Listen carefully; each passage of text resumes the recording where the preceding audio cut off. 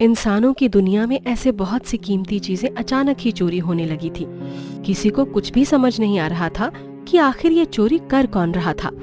लोगों के, सरकार के खजाने के कीमती हीरे जवाहरात, यहाँ तक कि जंगली जानवर और पालतू जानवर भी चोरी होने लगे थे। सब लोग बहुत परेशान थे। तो कुछ गांव वाले आपस में बातें करते हैं। अरे भाई, तुमने भी सुना है क्या? आजकल शहर में चोरियां कितनी बढ़ गई हैं। हाँ भाई, पहले तो बस चीजें ही चोरी हुआ करती थी, अब तो पालतू जानवर भी चोरी होने लगे हैं। ना जाने ये सब कौन कर रहा है, ये सब कौन कर रहा होगा, कोई नहीं जानता।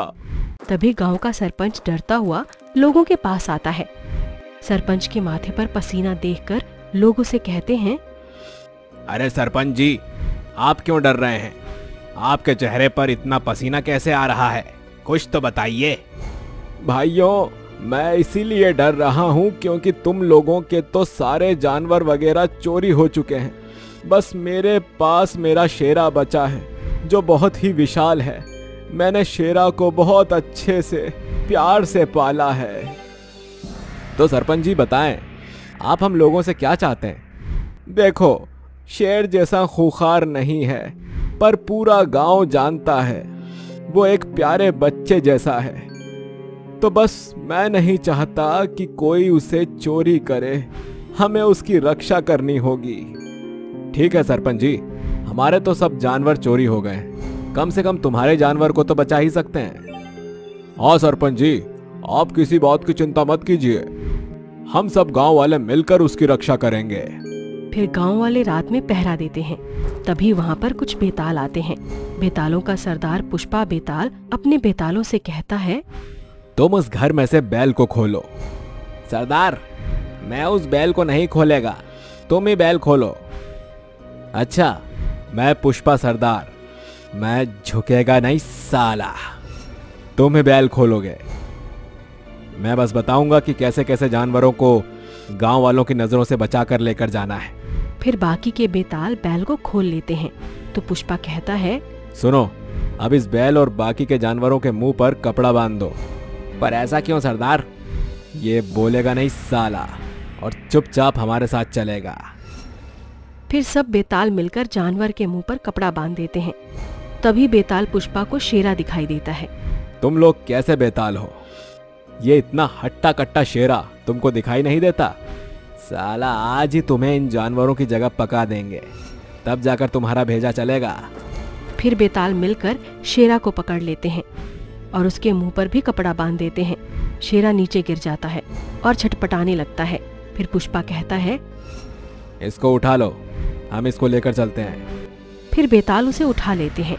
लेकिन जैसे ही वो वहाँ से निकलते हैं तो वो देखते हैं कि वहाँ पर गांव के लोग पहरा दे रहे थे। तो बेताल कहते हैं, सरदार, यहाँ तक तो इसको लेकर आ गए, अब आगे लेकर कैसे जाएं? रुको, मैं कुछ सोचता है साला। फिर पुष्पा सभी जानवरों को पत्ते से ढक देता है और दूसरी तरफ जाकर शेरा की आवाज निकालने लगता है। शेरा की आवाज सुनते ही गांव वाले बोलते हैं, अरे ये तो शेरा की आवाज आ रही है, लगता है शायद चोर अपने शेरा को लेकर जा रहे हैं और शेरा डर से चिल्ला रहा है। चलो जाकर उधर देखते हैं। फिर पूरे गांव के लोग आवाज की तरफ चलते हैं और इधर पुष्पा उनके जाते ही बैल, शेरा और बाकी के जानवरों को लेकर जंगल में चला जाता है। फिर गांव वाले जाकर देखते हैं कि वहां पर कोई नहीं था। तो वो कहते हैं, अरे चोरों ने हमें पागल बनाया है, इधर तो कुछ भी नहीं है, चलो सरपंच के घर पर जाकर देखते हैं। फिर गांव वाले सरपंच के घर पर जाकर देखते हैं तो उसका शेरा चोरी हो चुका था। सरपंच रोते बिलखते हुए कहता है, हाय, मैं लुट गया, बर्बाद हो गया, मेरा शेरा चोरी हो गया। हे भगवान, मेरे शेरा बच्चे को कौन लेकर गया? उनका बेड़ा गर्क हो। उधर सब बेताल जंगल में बैठे थे और शेरा और बैल को देखकर थोड़ी ही देर में बेतालों की टोली में हड़कंप मच गया था। सब लोग परेशान थे और आपस में बातें करते हैं। अरे पुष्पा सरदार, इस विशाल शेर को और बैल को लेकर तो आ गए, लेकिन उन्हें मारेगा कौन? इनको कैसे काटा जाता है ये तो किसी को भी नहीं पता। साला, तुम बेताल भी, बेताल के नाम पर कलंक हो, बेवजह ही परेशान होते हो। सरदार, अगर हमने इन्हें नहीं काटा तो ये सब हमको खाने को कैसे मिलेगा, और अगर हमने इन्हें खाया तो हमारी शक्ति कैसे बढ़ेगी? आप तो जानते ही हैं कि हमारे गुरु ने बोला था कि अगर हमें शक्ति बढ़ानी है तो हमें जानवर खाने होंगे। तभी एक बेताल बोलता है, पुष्पा सरदार, मैं एक भूत को जानता हूँ जो थॉर जैसा शक्तिशाली है और उसका नाम भी थॉर भूत है। वो हमारी मदद कर सकता है, हमें उसको बुलाना होगा। ठीक है, तुम सब उस थॉर भूत को बुला लो। फिर सब बेताल मिलकर थॉर भूतों के पास जाते हैं और उसे सब कुछ बताते हैं। सब सुनकर थॉर भूत कहता है, ठीक है, पहले अपने सरदार पुष्पा बेताल से मिलाओ, बहुत सुना है उनके बारे में। फिर बेताल थॉर भूत को पुष्पा बेताल के पास लेकर जाते हैं। तो तुम थॉर भूत हो, तुम तो वाकई थॉर जैसे शक्तिशाली हो। अगर तुम इस शेरा और बैल को मार दोगे तो उसके बदले मैं तुम्हें भी जानवर खाने को दूंगा।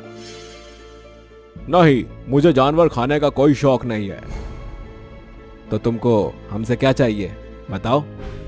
अगर तुम्हारे पास खाने के लिए इंसान हो तो मैं इसके बारे में सोच सकता हूं। मैं झुकेगा नहीं साला, और अपनी जुबान का पक्का रहेगा।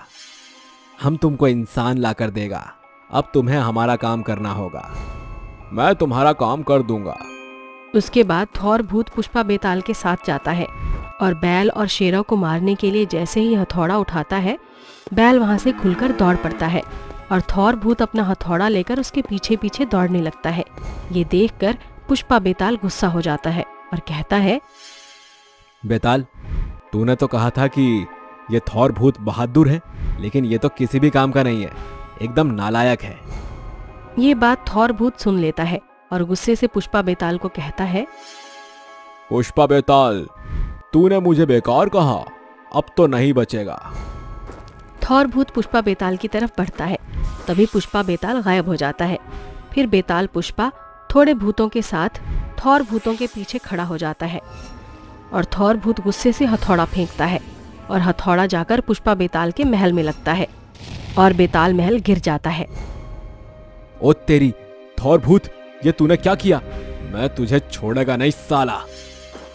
पुष्पा बेताल थॉर भूत के गले से जाकर लिपट जाता है और उसे कहता है, आज ये बेताल पुष्पा तेरी चटनी बना देगा, तुझे नहीं छोड़ेगा, मैं तुझे मार देगा। पुष्पा बेताल और थॉर भूत इधर उधर लुढ़कते हैं। फिर थॉर भूत पुष्पा बेताल को अपने हाथों से पकड़कर दूर फेंक देता है, पर पुष्पा बेताल जमीन पर नहीं गिरता और अपने शरीर को गिरने से बचा लेता है और अपनी गर्दन ऊपर ही रखता है। ओए साला, इस थॉर भूत ने बेताल पुष्पा को झुकाने की सोची। पुष्पा किसी के सामने भी झुकेगा नहीं साला, पर अब बेताल पुष्पा तूफान लाएगा। फिर बेताल पुष्पा अपनी शक्ति से थॉर भूत पर हमला करता है और थॉर भूत का हथौड़ा दूर जाकर गिरता है। फिर थॉर अपनी हाथों की शक्तियों से अपना हथौड़ा हवा में उठाकर उसके पास ले आता है और पुष्पा बेताल के मारता है, पर इस बार पुष्पा बेताल हमले से बच जाता है। ओ, मैं पुष्पा हूँ, पुष्पा बेताल। हमको फूल समझे थे क्या? पर अपन फायर है, फायर। पुष्पा बेताल इतना ही कहता है कि थॉर भूत अपना हथौड़ा पुष्पा बेताल की तरफ फेंकता है और हथौड़ा पुष्पा बेताल को लगता है और थॉर भूत पुष्पा बेताल के पास जाकर अपना हथौड़ा उसे मारने ही वाला होता है। तभी सारे बेताल बोलते हैं, थॉर भूत, हमारे सरदार को मत मारो, उनकी तरफ से हम तुमसे माफी मांगते हैं। ठीक है, तो उसकी तरफ से तुम ही लोग मुझे आदमी खाने को लाकर दोगे, वरना मैं तुम सबको मार दूंगा। सारे बेताल थॉर भूत की बात मान लेते हैं और उसके लिए आदमी लेकर आते हैं। तुम बेतालों ने मेरे लिए इतना किया है, रुको, मैं तुम्हारे लिए कुछ करता हूँ। थॉर भूत अपना हथौड़ा फेंकता है और हथौड़ा बैल को और शेरा को खींचता हुआ लाता है और उसको काट देता है। सब बेताल खुश होते हैं। फिर पुष्पा बेताल भी होश में आ जाता है। पुष्पा बेताल, मैं जानता हूँ हम दोनों में ही अपार शक्ति है। अब तो हम दोनों को ये लड़ाई बंद करके दोस्ती कर लेनी चाहिए। ठीक है थॉर भूत, पर तुम याद रखना कि पुष्पा झुकेगा नहीं साला।